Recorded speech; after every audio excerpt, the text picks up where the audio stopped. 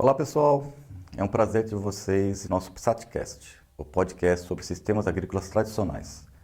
Meu nome é Fábio Freitas e nesse espaço vamos tratar sobre diversos assuntos que envolvem populações tradicionais, procurando trazer para o programa vozes dessas populações e também de pessoas envolvidas nessa temática. Esse programa tem o apoio da Embrapa, Empresa Brasileira de Pesquisa Agropecuária, do Ministério da Agricultura e Pecuária, o MAPA, e do Ministério do Desenvolvimento Agrário e Agricultura Familiar, o MDA. É importante ressaltar que os assuntos e opiniões aqui tratados podem, muitas das vezes, não refletir necessariamente a opinião oficial dos órgãos e ministérios aqui citados. Em junho de 2022 e 2023, estiveram no território Calunga, o antigo quilombo formado por escravos fugidos que encontraram refúgio na região das Chapadas Veadeiros, que dista mais ou menos 300 quilômetros ao norte de Brasília. Ali tivemos a oportunidade de conversar com muitos membros daquela comunidade, que hoje é considerado o maior território de descendentes quilombolas do Brasil, com uma população atual ao redor de 8 mil pessoas. Nesse e em outros episódios, vocês terão a oportunidade de adentrar um pouco nas histórias, pensamentos, tradições e cultura dos Calunga. No programa de hoje, temos a honra de conversar com a professora Bia Calunga. Bia Calunga é professora na comunidade Riachão, dentro do território Calunga. Ela é também líder comunitária e administra o Museu Iaiá Procópia, feito para preservar a memória do povo Calunga e homenagear sua avó, Dona Procópia, figura emblemática na luta do reconhecimento dos Calunga e do seu território.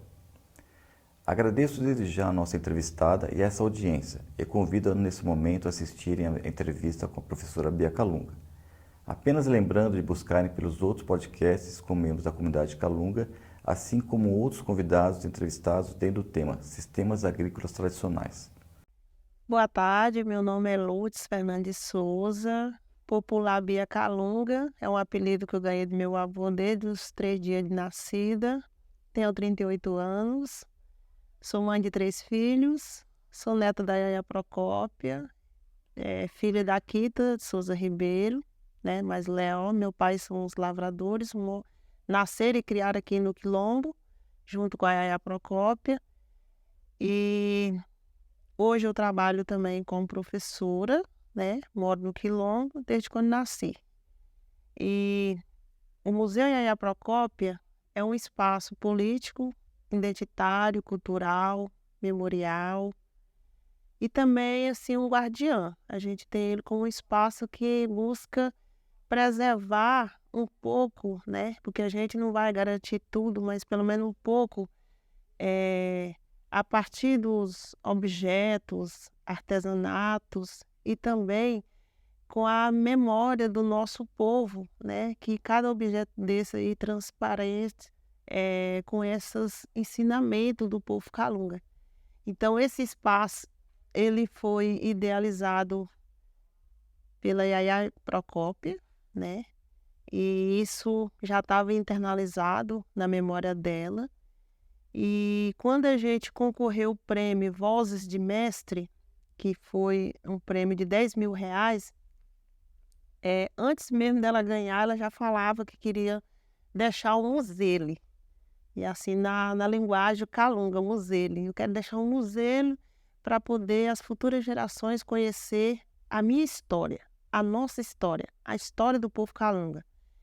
E como eu disse aqui no início, né, é um espaço que tem essa exposição dos artesanatos, de objetos que foram e são utilizados ainda pelo povo Calunga, né? Mas, assim, além disso, aqui também é um espaço de reencontro de história, de contação de histórias e trazer nossos alunos, né, que a gente tem aqui as crianças que hoje que não tem mais esse contato assim como eu tive na minha infância, a gente traz esses meninos para cá para conhecer, né, um pouco da história contada pela Iaiá Procópia, pela minha mãe, pela minha tia, pelos mestres mais velhos aqui da comunidade, por mim, mas também conhecer os objetos e suas utilidades, né? Porque cada objeto desse tem a marca de cada pessoa, né? Traz, assim, na hora, né, a vivência desse povo que um dia, né, lutaram resistir muito tempo aqui sem ter contato com pessoas de fora, né?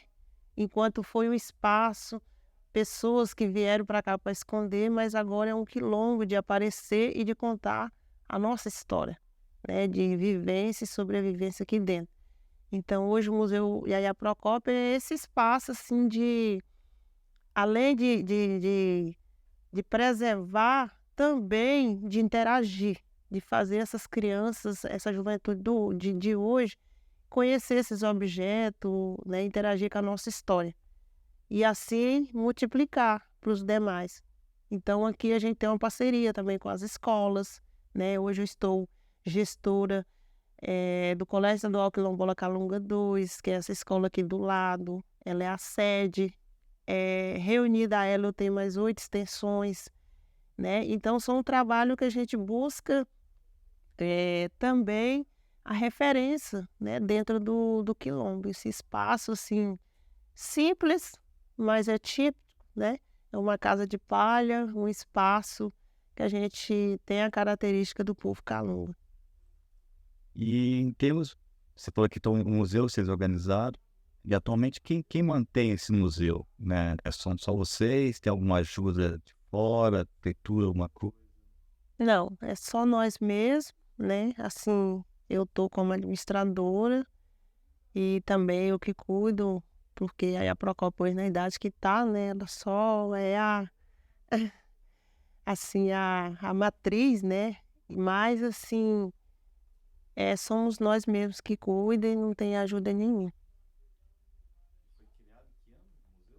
Ele foi criado em 2018. Isso, 4 de julho de 2018. Sim, sim.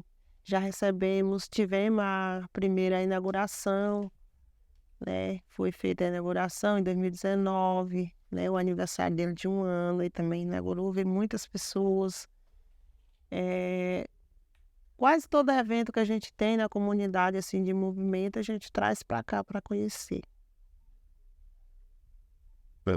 Pensando exatamente na questão do museu, de conservação, da preservação da cultura, como é que você vê, exatamente vendo o museu aqui, como é que você vê a questão da cultura calunga, temos da preservação da cultura calunga, né, nos jovens, né, o que você acha que está acontecendo nesses últimos anos, né, nessa nova geração? Como é que você vê, né, essas transformações e daqui para frente? Assim, um pouco preocupante. Eu mesmo, assim, há 38 anos atrás, a gente tinha uma cultura, assim, mais, como é que se fala? A juventude era mais envolvida, né?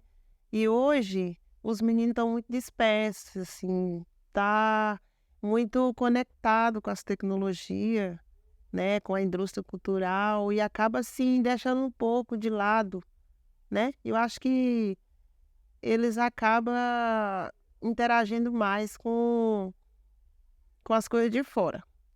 Mas o que eu vejo, o que a gente está fazendo, né? Eu, assim, enquanto gestora, enquanto moradora do Quilombo e também discípulas, né, de seguir a nossa cultura, a gente está trabalhando nas escolas com essa questão eu não falo nem resgate, de valorização. Fazer os meninos entender que é importante, nascendo nessa cultura, de valorizar o que é nosso, mas também, né, fazer essa comparação. Não, isso aqui, né, eu não vou deixar de dançar a Sussa porque eu quero dançar o forró, né, o forró de fora. Vamos dançar os dois, vamos dançar a Sussa, vamos dançar o forró, vamos dançar o funk, vamos dançar o outro tipo de forró, porque a cultura brasileira, ela é diversa, né? Mas a cultura calunga é a dança Sussa, é a dança bolé, né? É a dança ronda. Então, são danças que nós aprendemos com nossos ancestrais, com nossos mestres, que precisa ser preservado.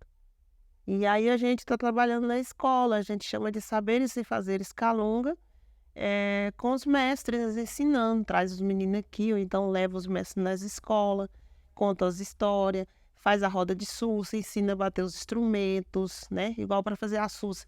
Eu preciso da caixa, eu preciso da buraca, eu preciso do pandeiro, né? Eu tenho todo um conjunto de instrumento e também um conjunto de pessoas para fazer. Então a gente está nesse treinamento, né? De fazê-las entender que a nossa dança, né? A nossa cultura também ela é importante e ela é atrativa dessa forma. Então agora nós vamos ter o festejo ali do Sucuri, que começa agora semana que vem. A primeira novena dia 15 e daí o festejo vai até dia 24. A gente leva a escola para a festa, que é chamada Escola Itinerante, e lá a gente faz apresentações voltadas para as atividades culturais locais, né? Cada escola se organiza de uma forma, roda de capoeira, dança sussa, quadrilha, boilé, né? Que são trabalhados nas escolas e leva para apresentar ao público no festejo. Sentido, tem muitas comunidades, não só quilombolas, indígenas, que eles estão fazendo muita questão de turismo cultural. Então, o turista está vindo, Sim. conhecendo alguma coisa da cultura, uma festa, uma ali, Uhum. né, que acaba trazendo um pouco de renda, né, e acaba conhecendo um pouco mais. Como é que está essa questão, né, do turista que vem para ver a festa, festejo, né? Uhum. Como é que você vê que está crescendo ou não? E o impacto desse turista que hora que chega? Como é que você está percebendo? Sim, assim, cada ano a gente tem um público, né? Tem ano que tem mais, tem ano que tem menos, mas eu vejo que, assim, é importante o turismo cultural, porque as pessoas de fora também conhecem, né, as nossas atividades culturais, né, o porquê da gente ter esses festejos, e ao mesmo tempo também ele vivencia, né? Então a vivência do turista também faz com que a gente tenha aquela interação. Então eu achei importante. E aí, cada ano a gente trabalha no festejo, assim, a gente tem um cronograma do próprio festejo, né, que começa as rezas, as novenas, o levantamento do mastro, tem toda a programação do festejo que a gente tem que ser seguido. E aí as pessoas que vêm, ele começa a pegar todos os rituais que são feitos durante esses dias que a comunidade migra lá para o festejo, né? E cada ano que a gente tem uma quantidade de público, né? Porque um ano vem mais, o outro ano vem menos, né? No festejo, a circulação do dinheiro aumenta, porque né, aqui a gente também tem os comerciantes, né? A comunidade leva produtos, vendo coisas mesmo que vem na festa, alimentos, né? Bebidas, artesanatos, né? Garrafada, minha mãe mesmo, ela trabalha. A gente tem um restaurante lá no festejo, a gente leva as garrafadas, ela leva os xarope, leva tudo que a gente tem, monta na barraca. Então, assim, a gente consegue vender com esse movimento dessas pessoas que vêm de fora. Então, é muito bom também. Além das pessoas participar dos momentos importantes para nós, assim, que eu acredito que muitos também se sentem importantes vindo, a gente também tem esse movimento do capital dentro do festejo. Você acha que tem uma interferência do turista em termos da cultura aqui, em termos de alguma interferência negativa, você acha, ao turista vindo assim, o impacto na cultura?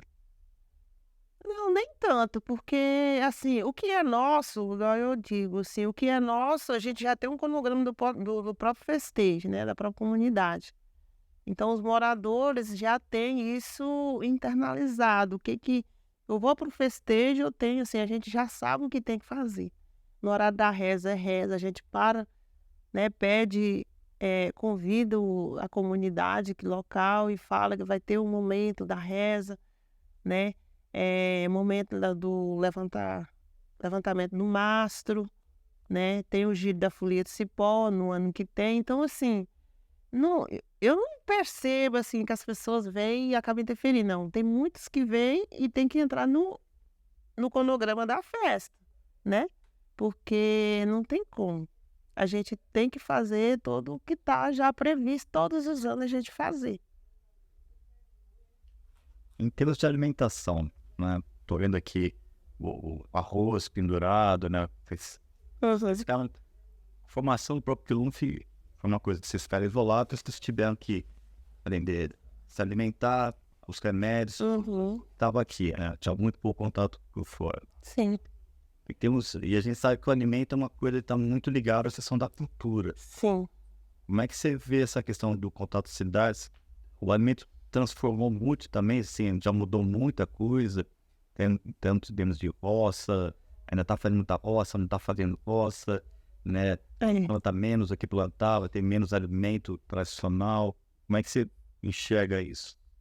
Essa questão da produção dos alimentos, né, que a gente chama aqui de agricultura familiar, né, que aqui é um conjunto, a gente planta em família. Eu vejo que tá igual a questão das danças, né? Assim, o que, o que antigamente esses mais velhos faziam, hoje já diminuiu. A juventude hoje está mais assim de prestar serviço fora. Então, assim, a gente tem um grande público, mas hoje são pessoas já aposentados, né, que moram ainda no quilombo.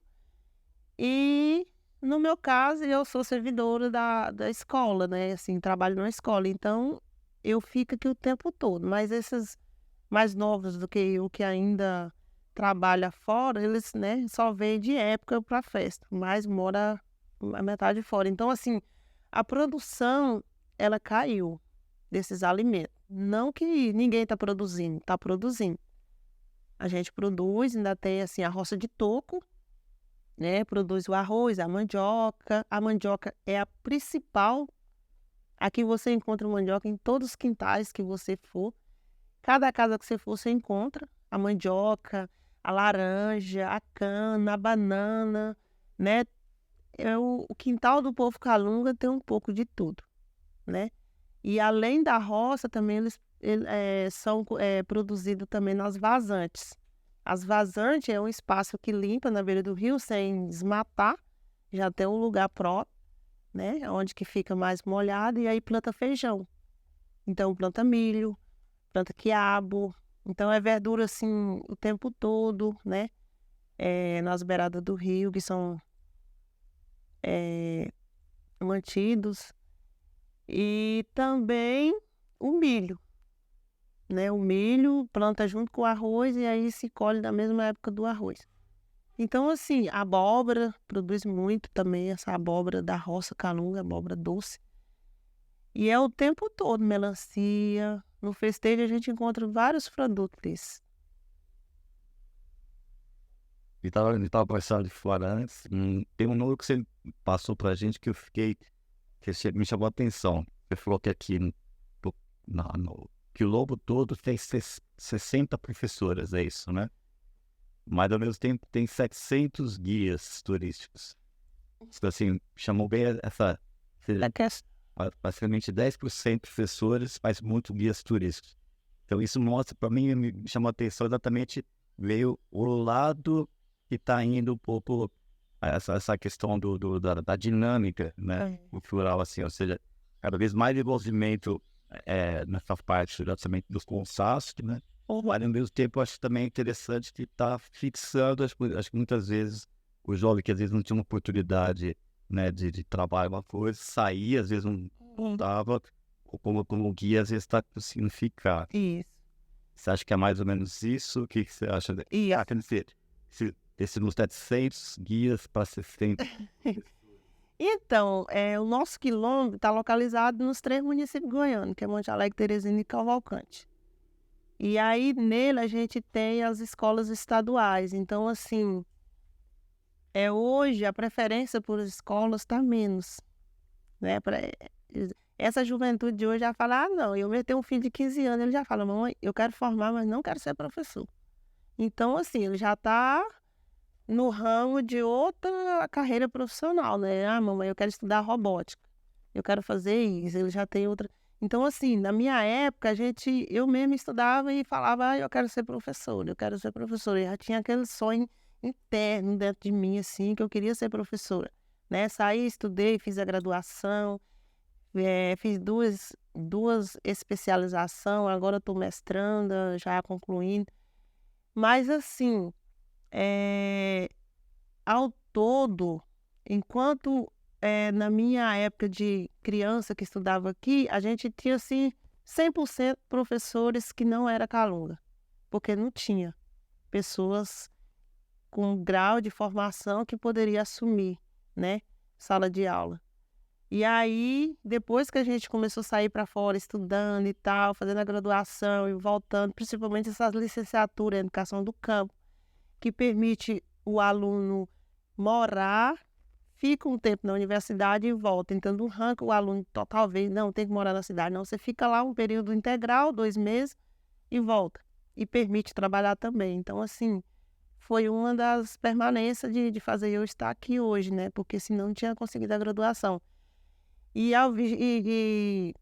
hoje a gente já com 90% de professores são Calunga dentro de todo o território, e eu vejo assim que já é um grande avanço, porque significa que a gente está avançando e investindo na educação, né? Porque a educação ela é o ponto principal, ela é uma forma de mudar as pessoas, né? De crescer as pessoas também. Não é que as pessoas que não sabem ler e escrever, que eles não crescem, mas assim, sofre menos, porque quem tem a leitura do que diz a respeito à escrita, ele consegue arrumar emprego mais fácil, né? Ele consegue participar de uma seletiva, de um currículo, de um concurso. Então, é muito mais oportuno, né? E hoje, com esse número grande de guia, principalmente, né, no município de Cavalcante, aqui é o município de Monte Alegre, a gente tem menos guia, eu acho que eu só conheço uns 2 rapazes que são. Então, lá a juventude está conseguindo se envolver mais e levando para esse ramo da interação, assim. E eu acho que é que ele se sente mais bem também, assim, de estar ali nas cachoeiras, mais interativo com o meio ambiente, né, de levar essas pessoas, de contar essas histórias. Então, são meios, né, também que eu acho que eles estão tendo essa vontade de se envolver mais. Eu sei que já até tem muita gente ter vindo aqui perguntar para você, já teve muita entrevista e tal. Mas pensando assim, como um documentário, um registro aqui, que mensagem você gostaria de passar, né, tanto para o teu povo aqui, futuro, como para as pessoas que vão assistir, né, vão visitar esse documentário? Que, assim, que mensagem que você acha que é importante as pessoas levem? Aham. Bom, o primeiro recado que eu quero dar para aqui pro meu povo, desde as crianças, a juventude, né, principalmente a juventude, é que nós podemos, né, ser protagonistas da nossa própria história. Isso depende de nós mesmos e valorizar a nossa cultura. Tipo assim, mesmo que a gente se interaja com outras culturas, que conheça outras culturas, mas nunca esquecer a própria cultura. Até porque a nossa cultura é o que traz a reafirmação da nossa identidade enquanto Calunga, enquanto quilombolas, né? Então, assim, eu morei fora 12 anos, né? Então, assim, aonde eu ia, eu sou Calunga. Nunca deixar de assumir quem você é. Eu sou Calunga. Mas o que é Calunga? Eu ia falar das minhas origens. Calunga vem de tal lugar, eu ia localizar a pessoa pelos municípios, falar do quilombo, como é que as pessoas viviam e até hoje mora aqui, né? E não ter vergonha mesmo de ser quem é, né? Saber que nossas origens, ela vem do continente africano, né? E que nós temos que honrar essa cultura, esse povo, né? Que lutaram e hoje, né? Por tudo que passou, né? para a gente estar aqui firmes e fortes, né, com essa nova estrutura de vida. Porque teve pessoas que lutaram, né, que nem teve a oportunidade de conhecer. Morreram, mas não teve esse desenvolvimento aqui dentro, né? Não conheceu cidade, não teve oportunidade de sair, né? E hoje a gente tem, assim, que honrar a nossa história, dar continuidade na luta, né? Nunca desistir do que a gente tem, do que a gente almeja, né? Isso é assim, eu sempre estou aqui para defender o quilombo e não tenho vontade de sair daqui. Eu quero sempre estar aqui junto com o meu povo, preservar a minha história, construir também a história dos meus filhos, porque é uma construção, né? As pessoas onde nascem é uma construção. E aí o mais importante é a gente manter, né, em família. O povo Calunga é uma família. E para as pessoas de fora, eu digo assim que eu sempre já falei com várias pessoas, a gente recebe aqui várias pessoas. É um prazer a gente receber essas pessoas, né? Eu fico feliz quando a pessoa vem até nós, porque ele pisa no chão Calunga, conhece a realidade do povo Calunga, né? E a gente já teve muito assim, de ver alguns registros, né? Contando a nossa história, que talvez não é nem aquilo, né? Talvez não é nem aquilo que a pessoa falou. E aí, às vezes, assim, coloca da forma que a pessoa bem quis colocar. Então, assim, hoje nós temos pessoas, nós temos Calunga historiadores, nós temos Calungas professores, nós temos Calunga pesquisadores, né? A gente tem uma história real, né? E também nós somos pessoas construtoras desse país chamado Brasil. Então, a história nossa está vinculada à história, no processo histórico de formação do território brasileiro, né? E o que a gente honra mesmo é as nossas origens enquanto africanos também. Então, aqui eu considero uma África Calunga. Agradeço muito, Abílio. Nós que agradecemos assim, a visita de vocês, que venha mais vezes, né? Isso nos deixa feliz porque vocês hoje vieram, conheceram não só uma parte, né? Mas veio do município de Cavalcante, veio para o município de Monte Alegre, passa para o município de Teresina, né? E o Quilombo Calunga, ele é esse espaço aqui, cheio de serras, rios, né? As nossas dificuldades de acesso, igual vocês viram aqui, né? Tem essas distâncias. Aqui é uma comunidade que se considerada centralizada, mas eu tenho outras comunidades que não têm essa oportunidade ainda, não tem energia, não tem acesso de pessoas, né? As pessoas não têm o que a gente vivencia aqui todo dia. Então, assim, ainda estamos em fase de desenvolvimento. O povo Calunga ainda não está todo mundo no mesmo nível, mas já está melhor do que antes, né? Não que a gente antes era ruim, mas assim, mesmo enquanto muitos deles viveram aqui dentro de uma forma que buscaram assim sua própria forma de sobrevivência, hoje também ainda existem pessoas que têm essas dificuldades, né? Principalmente de acesso aos benefícios, acesso à cidade, né? E que a gente luta assim pela igualdade de direitos, né? Pela dignidade das pessoas e viver nesse Brasil.